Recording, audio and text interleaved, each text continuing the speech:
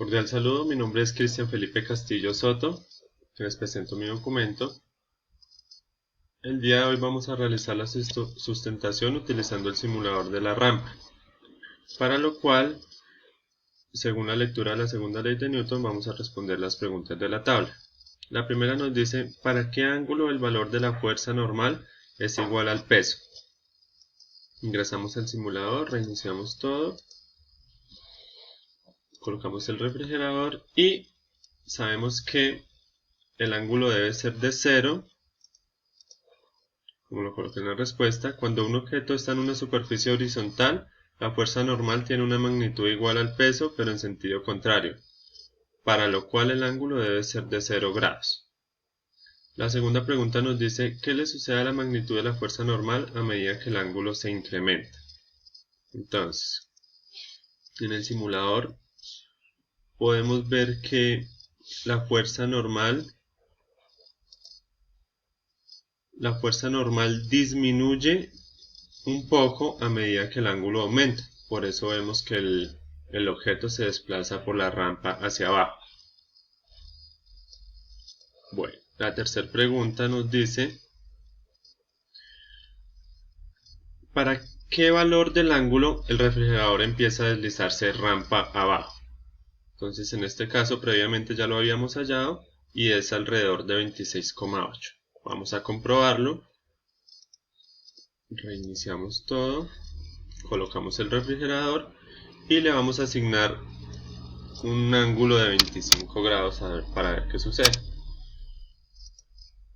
Bueno, iniciamos y como vemos el refrigerador no se desplaza. Si lo subimos un poco alrededor de los 26,8, ya el refrigerador comienza a desplazarse rampa abajo. 26,8, por este promedio más o menos está 26,8 y 27. Vemos que el refrigerador ya empieza a desplazarse hacia abajo. Bueno, continuamos.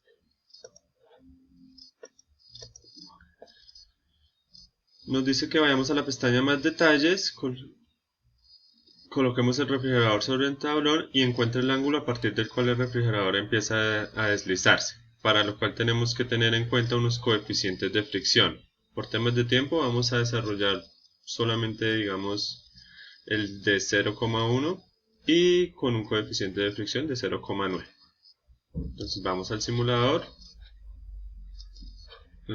reiniciamos todo, vamos a la parte más detalles, colocamos el refrigerador sobre el tablón, colocamos un coeficiente de fricción de 0,1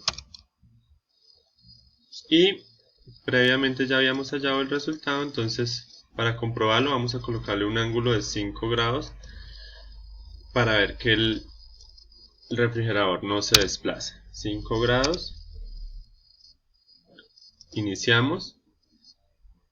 Como vemos no hay desplazamiento, previamente ya habíamos hallado y obtuvimos que alrededor de los 6,5 grados el refrigerador comienza a descender. Como vemos, alrededor de ese promedio que dije ya empieza a descender.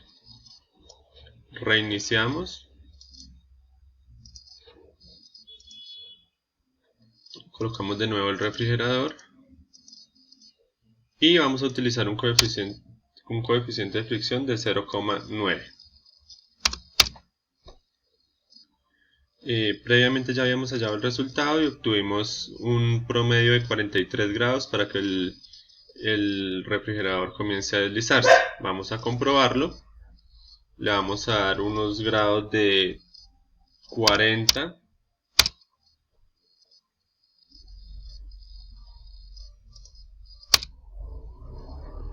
Adelante. Como vemos no se desplaza el refrigerador. Pausamos, colocamos un promedio de 43 grados. 43 grados, ahí aumentó un poco el ángulo, como lo vemos acá. Iniciamos y como vemos a esos grados ya el refrigerador comienza a desplazarse rampa abajo.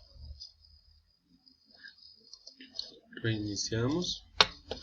La última parte del ejercicio nos dice que Entonces, ¿qué relación hay entre el coeficiente de fricción y el ángulo en el que el refrigerador empieza a deslizarse?